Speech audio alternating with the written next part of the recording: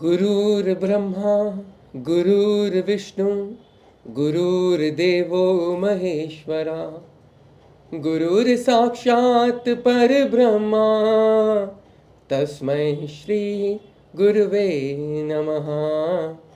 तस्मै श्री गुरुवे नमः। अखण्डमण्डलाकारं व्याप्तं येन चराचरं तत्पदं दर्शितं येन तस्मै श्री गुरुवे नमः। तस्मै श्री गुरुवे नमः। ओम नमः शिवाय शिवजी सदा सहाय। ओम नमः शिवाय गुरुजी सदा सहाय। जय गुरु जी टू ऑल ऑफ यू। नमस्कार। आइए आज का सत्संग सुनते हैं। नीरजा आंटी ने अपना जो सफ़र है, अपनी जो जर्नी है गुरु जी के साथ, वो शेयर करी है। हम सब सुनते हैं, आनंद लेते हैं और कुछ सीखने की कोशिश करते हैं आंटी के सत्संग से। और उसके बाद मैं आपसे शेयर करूंगा आज की मोटिवेशनल स्टोरी। जय गुरु जी। जय गुरु जी। संगत जी, ये मेरा पहला सत्संग है और मैं नीरजा मुंबई से बोल रही हूँ। गुरु जी के बारे में मुझे अक्टूबर नवंबर 2019 में पता चला था और उसी वक्त ही फर्स्ट टाइम मुझे जैसे ही पता चला वहीं पे गुरु जी ने एक मिरेकल भी किया। मेरी एक फ्रेंड और मैं असल में हम लोग एग्जीबिशन में गए थे। वहाँ पे किसी बैंगल शॉप में मेरी फ्रेंड नीलम ने बैंगल्स जैसे ट्राई करने की कोशिश की, तो उसे वो बैंगल्स पसंद नहीं आई और उसने वो उतार के शॉपकीपर को दे दिया। तो उसके साथ ही क्या हुआ कि उसकी गोल्ड बैंगल भी ना अच्छा मोटा सा कड़ा था, जो कि उसके साथ ही बैंगल्स के साथ ही चला गया। अब हम लोग पूरी एग्जीबिशन घूम चुके और हमें मतलब पता ही नहीं है कि भाई उसका बैंगल हाथ में नहीं है। जब लास्ट में हम निकलने लगे तो नीलम ने बोला कि भाई मेरी बैंगल हाथ में नहीं है, अब क्या करें। सारी शॉप्स में जहाँ जहाँ पे हम लोग गए थे हमने सब जगह जा के पूछा, उस बैंगल वाले के पास भी जाके पूछा, उसने बोला नहीं यहाँ तो कोई बैंगल नहीं है। अच्छा, तो फिर हम लोग वहाँ ऑफिस में गए और हमने वहाँ पे कंप्लेंट लिखवाई। तो उन्होंने जो है सीसीटीवी पे सब सर्च किया। क्यों, जब हम लोग एंटर किए तो उसके हाथ में बैंगल दिख रही थी और जब हम लोग उस वक़्त लास्ट उसमें हमें मतलब बैंगल नहीं दिख रही थी।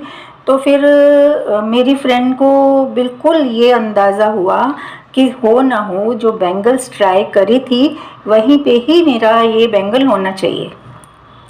तो वो उस दुकान में घुसी और उसने बोला कि नहीं मेरी बैंगल यहीं होनी चाहिए। और उससे पहले क्या हुआ कि दो लड़कियां जिनकी भी शॉप वहाँ पे थी वो हमारे पास आई, पूछने लगी कि आंटी क्या हुआ। तो हमने उनको बताया तो वो बोले अरे आप चिंता मत करो, गुरुजी है ना, देखना आपकी बैंगल मिल जाएगी। तो हमने मतलब इतना ध्यान नहीं दिया। तो वो हमारे साथ साथ नहीं रही वो लड़की।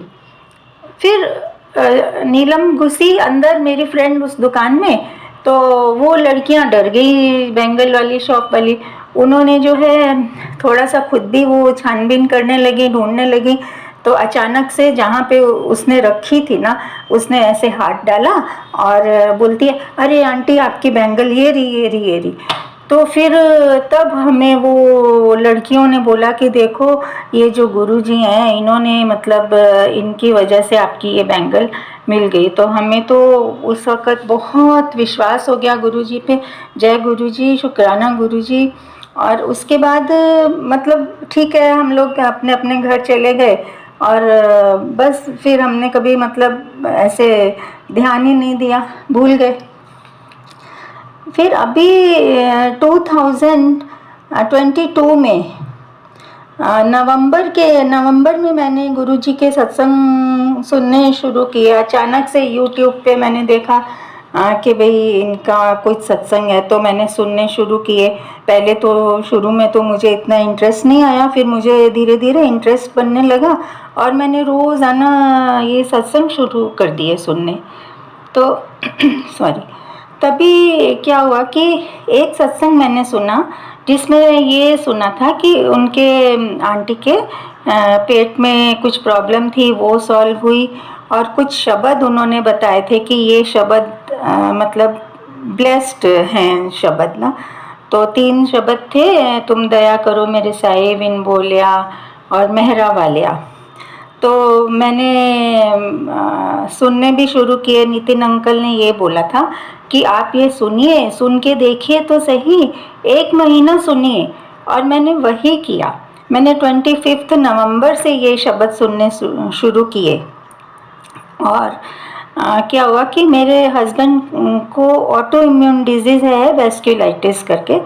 तो वो पेट स्कैन तभी करवाने भी गए और उसकी रिपोर्ट आई। तो हम 16 दिसंबर को डॉक्टर के पास गए। तो डॉक्टर ने बोला कि आपकी जो ऑटो इम्यून डिजीज़ है आपके शरीर से पूरी तरह से निकल गई है, अब आपको दवाई खाने की भी ज़रूरत नहीं है। तो जय गुरुजी, शुक्राना गुरुजी, ये इतनी बड़ी डिजीज़ थी जो कि आपने क्योर कर दी है। तो तब मेरा विश्वास इतना पक्का हो गया कि मैं अब रोज़ाना वो शब्द, तीनों शब्द रोज़ सुनती हूँ। साथ में गुरुजी का जो मंत्र है, ओम नमः शिवाय शिवजी सदा सहाय, ओम नमः शिवाय गुरुजी सदा सहाय, ये भी मैं रोज़ाना सुबह शाम सुनती हूँ। और रोज़ गुरुजी के सत्संग सुनती हूँ तो मुझे बहुत ही अच्छा लगता है। और येलो कलर की बटरफ्लाई तभी मेरे घर में भी आई बालकनी में। और एक चीज़ और मेरे साथ हुई कि मैं जो नीचे वॉक करने जाती हूँ तो पहले तो मुझे बहुत बटरफ्लाइज दिखती थी, लेकिन कुछ टाइम से, जब से मैंने गुरुजी पे विश्वास करना मतलब गुरुजी को मानने लगी, तब से बटरफ्लाइज दिखनी भी बंद हो गई। तो मैं नीचे वॉक करने गई तो मैंने सोचा, अरे आजकल क्या हो गया, मुझे बटरफ्लाइज नहीं दिखती हैं। तो फिर भी मैं ऐसे घूम ही रही थी, मन में यही विचार था कि भी बटरफ्लाइज क्यों नहीं दिखती आजकल मुझे। तो जैसे ही मैं मुड़ी, एक इतनी सुंदर बटरफ्लाई, जैसे कि क्रीम कलर पे डॉट्स थे, ब्लू कलर के, कलरफुल, बड़ी सुंदर, वो मेरे सामने से बिल्कुल होकर और चली गई। तो मैंने कहा चलो चली गई, और मैं बहुत खुश हो गई, जय गुरुजी करने लग गई। तो तभी फिर मैं मुड़ी तो फिर वो बटरफ्लाई दोबारा मेरे सामने से आके फिर चली गई। तो मतलब उस दिन मुझे लगा कि एहसास दिलवा दिया गुरुजी ने कि भाई हाँ मैं हूँ, मैं सुनता हूँ सब बातें। और सच में 1-1.5 महीने से मैं जो भी सोचती हूँ ना, वो मेरी सब इच्छाएं पूरी हो रही हैं सारे। मतलब मैं बता नहीं सकती, ऐसे ऐसे मिरेकल्स हो रहे हैं, क्योंकि अगर मैं सारे बताने लगी तो बहुत लंबा हो जाएगा ये ऑडियो। और बीच में क्या हुआ कि मैंने ये सोचा 31 दिसंबर को कि भाई अब हम दोनों हस्बैंड वाइफ यहाँ पे हैं, अकेले हैं, तो क्या मज़ा आएगा 31 दिसंबर को, तो बच्चों के पास जाना चाहिए। लेकिन मैंने अपने हस्बैंड को बताया नहीं, बोला नहीं कुछ भी। तो मैं यही सोची थी कि खैर हम 31 दिसंबर को हम लोग यहाँ पे अकेले रहेंगे, बिल्कुल बोर हो जाएंगे। तो तभी क्या हुआ कि मेरी बेटी बेंगलोर से उसने बोला कि अरे आप लोग इधर आ जाओ 31 को। तो मैंने कहा कि भाई मैंने तो कुछ सोचा नहीं। तो उसने मेरे हस्बैंड को फ़ोन करके बोला कि पापा आप लोग आ जाओ। तो बस एकदम से हमारा प्रोग्राम बन गया और हम लोग वहाँ पहुँच गए 31 को। तो ये भी गुरुजी की महिमा है, जो उन्होंने मेरे मन की बात जान ली और हमें 31 दिसंबर सेलिब्रेट करने के लिए वहाँ भेज दिया बच्चों के पास। तो वहाँ पे भी ऐसा हुआ कि 2 बार हम लोग बेंगलोर में जैसे कहीं घूमने निकले हैं, तो मेरी विंडो सीट गाड़ी की जो रहती थी, उसमें जैसे ही मैं बैठती थी ना, थोड़ा सा आगे जाके येलो कलर की बटरफ्लाई आती थी और मतलब वहाँ से मेरे विंडो के पास आके और वापस चली जाती थी। तो ये भी मतलब एक तरह से मिरेकल ही है मेरे का कि गुरुजी मेरे साथ ही चल रहे हैं हमेशा हर जगह पे। और मुझे मतलब कई दफ़ा ऐसा हुआ कि जैसे मैं बैठी हूँ, मुझे अगरबत्ती की बहुत स्ट्रॉन्ग स्मेल आती है, और कई दफ़ा रोज़ेस की भी स्मेल आती है, लेकिन अगरबत्ती जैसे चंदन की जल रही होती है ऐसी स्मेल मुझे बहुत दफ़ा आती है। तो ये सारी अभी भी, और भी मेरे पास बहुत सारे ऐसे ऐसे सत्संग हैं जो कि मैं रोज़ाना आजकल मेरी लाइफ में घट रहे हैं, और मुझे ऐसा लग रहा है कि अरे ये तो मेरे साथ मिरेकल हो गया, मिरेकल हो गया। लेकिन ये सब सत्संग मैं आप सबको बाद में शेयर करूँगी नेक्स्ट टाइम। अभी के लिए इतना ही। जय गुरु जी, शुक्राना गुरु जी। संगत जी, अगर मेरे से किसी भी तरह की कोई गलती हुई हो तो मुझे माफ़ करना, क्योंकि ये मेरा पहला सत्संग है, तो मुझे सत्संग शेयर करना भी नहीं आता। तो प्लीज़ प्लीज़ प्लीज़ मुझे माफ़ करना, माफ़ करना, माफ़ करना। धन्यवाद, धन्यवाद, धन्यवाद। Thank you Neerja aunty. बहुत आपने प्यारा अपना सत्संग शेयर करा, और संगत को भी बहुत ज़्यादा उम्मीद मिली होगी आपके सत्संग से। बस एक रिक्वेस्ट है, इतनी बड़ी कृपा गुरुजी ने आपके ऊपर, आपके अंकल के ऊपर, फैमिली के ऊपर की है। बच्चों से मिलने गए, वो बहुत अच्छी बात है। एक बारी तुसी जरा है ना गुरुजी के मंदिर आके भी मत्था टेक जाओ। एक बारी आप गुरुजी के मंदिर भी ज़रूर आइए और मत्था टेक के जाइए। गुरुजी का शुक्राना करना उतना ही इम्पोर्टेंट है जितना हमारे बाकी के फैमिली के काम। गुरुजी ऑलवेज यूज्ड टू से, अपने घर के काम करो, सब करो, लेकिन टाइम निकाल के मेरे पास भी आ जाया करो। 15 दिन में नहीं आ सकते ना, महीने में नहीं आ सकते, 2 महीने में आ जाओ, 3 महीने में आ जाओ, लेकिन आ जाओ। आई होप आप जल्दी आएंगे बड़े मंदिर और गुरुजी की ब्लेसिंग्स लेकर जाएंगे। आंटी ने जो शब्द बताए हैं वो शेयर करे थे मैंने संगत से, आज से लगभग दिसंबर 3-4 महीने पहले की बात है। बहुत सारे वो गुरुजी ने, मतलब आप समझिए कि वायरल हो गया था वो वाला सत्संग वीडियो। उसको तकरीबन 2.5 लाख संगत देख चुके हैं अभी तक, 2.25 लाख संगत देख चुके हैं। मैं कोशिश करूँगा उस सत्संग का लिंक नीचे डिस्क्रिप्शन में डाल दूँ ताकि आप सब भी देख सकें। आंटी ने बता ही दिए शब्द, 3 शब्द ही थे उसमें, सदगुरु दया करे, मेरा वाले या साइयाँ, मुझे याद नहीं है अब अच्छे से।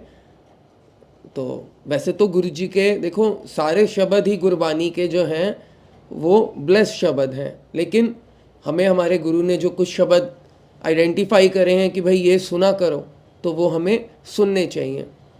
एक चीज़ और मैं ऐड कर देता हूँ, पिछले 3-4 दिनों से गुरुजी के मंत्र जाप वाले सत्संग लगातार आ रहे हैं। तो जब लगातार कोई चीज़ आती है ना, गुरुजी सत्संग ब्लेसिंग्स की मैं बात कर रहा हूँ, बाकी का आई हैव नो आइडिया, तो वो इंडिकेशन ही होता है कि वो चीज़ अब हमें करनी चाहिए। तो वी शुड डू गुरुजी के शब्द अलॉन्ग विद गुरुजी's मंत्र जाप। बार बार ये चीज़ संगत ही बता रही है अपने सत्संग में गुरुजी मंत्र जाप के बारे में। अगर आप डेली सुनते हैं सत्संग GSB पर, तो आप सुनेंगे कि मंत्र जाप की डेली कोई ना कोई बात हो रही है। मंत्र जाप में बहुत डिवाइन पावर्स हैं, मैं भी सुनता हूँ। और पहले भी आपको बताया था, जब कभी आप इंस्टेंटली लो फील करें, बीमार फील करें, एनर्जी डाउन हो जाए, घबराहट हो जाए, आप मंत्र जाप लगा दीजिए और फिर देखिए क्या होता है। और शब्द एक दिन सुनने से बात नहीं बनेगी, शब्दों का जो रस है आपको अंडरस्टैंड करना is not compulsory, not important. मुझे भी समझ में नहीं आते हैं 50%, ऐसा पंजाबी नहीं समझ आते हैं मुझे, तो एज अ नॉन पंजाबी संगत को तो बिल्कुल नहीं समझ आएंगे। तो that is different kind of Punjabi. वो पंजाब वाली पंजाबी है, तो मैं दिल्ली का पंजाबी हूँ, तो हमारी पंजाबी थोड़ी अलग है, और वो ठेठ पंजाबी में होते हैं।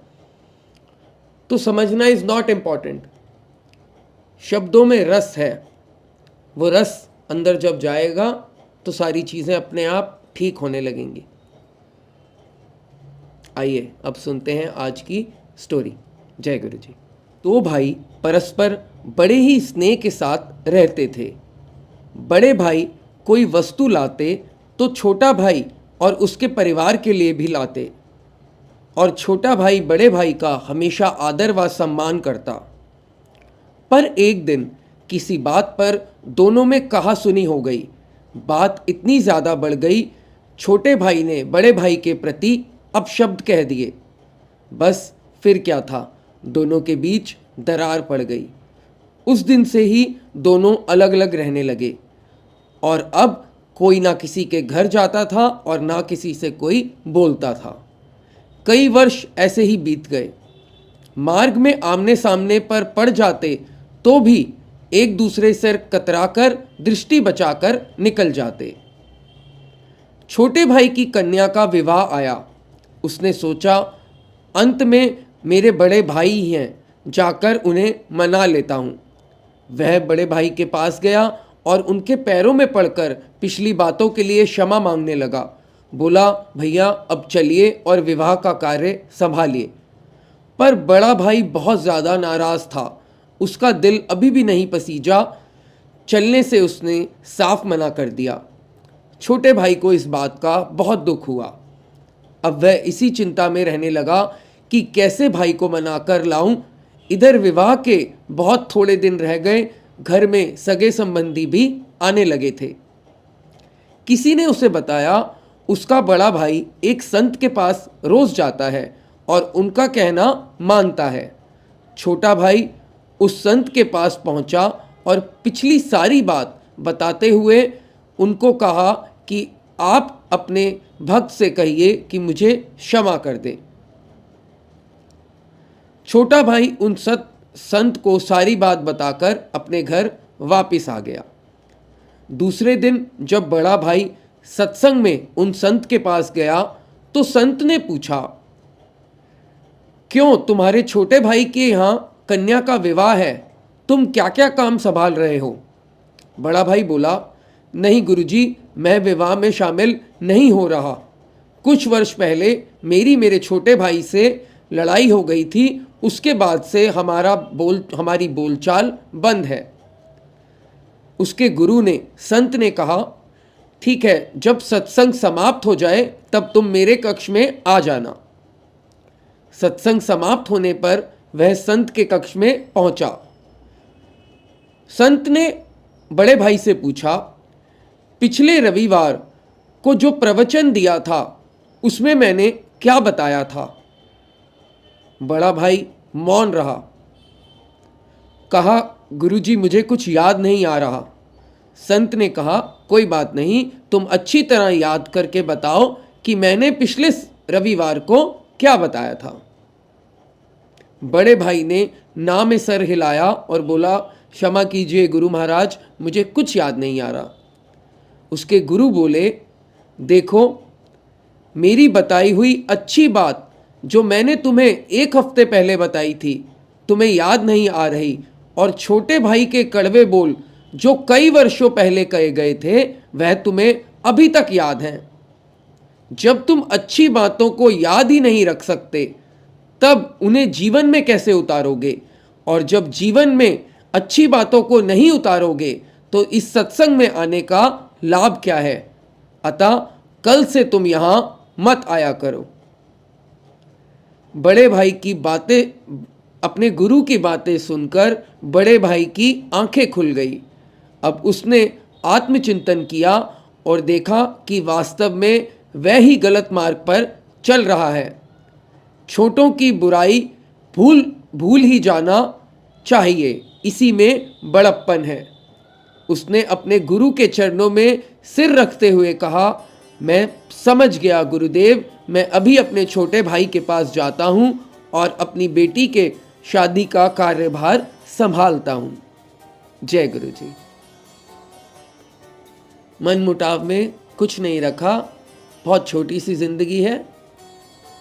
जिस कार्य के लिए आए हैं वो कार्य करें, सबसे हंसकर बात करें, प्यार करें और आगे बढ़ते रहें। रिश्ते यहाँ के सब झूठे हैं, बट मन मुटाव रख के भी, किसी का दिल दुखा के भी कोई फ़ायदा नहीं है। अच्छी बात यही है कि सबसे थोड़ी थोड़ी हम एडजस्टमेंट करें और आगे बढ़ते रहें, ताकि हमारा मन भक्ति में ज़्यादा लगे, ना कि रिश्तों में हम दुखी होकर परेशान होकर अपना जीवन बिताएं। आई होप आपको आज का सत्संग, आज की स्टोरी अच्छी लगी होगी। गुरुजी सत्संग ब्लेसिंग्स यूट्यूब चैनल पर आप हैं। मैं नितिन अंकल हूँ। रोज़ इसी तरह मैं आपसे पहले संगत का सत्संग शेयर करता हूँ और सत्संग के बाद एक मोटिवेशनल स्टोरी।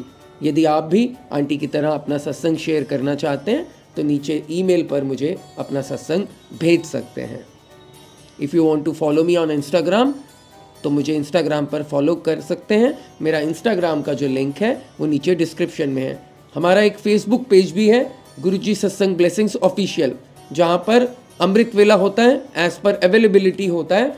हर संडे नहीं होता, बट कोशिश करेंगे आगे कि हर संडे हो कंटिन्यू, बट हफ्ते में 2-3 बार तो कोशिश करेंगे हो जाए गुरुजी की कृपा से।